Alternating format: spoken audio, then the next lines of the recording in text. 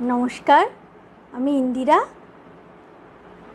15ই August উপলক্ষে আমি একটা স্বাধীনতা দিবসের কবিতা বলছি, ছোট কবিতা। শহীদ। স্বাধীনতা ছিনিয়ে নিতে রক্ত দিলেন যারা, সেই সব সংগ্রামী বীর দেশের শহীদ তারা।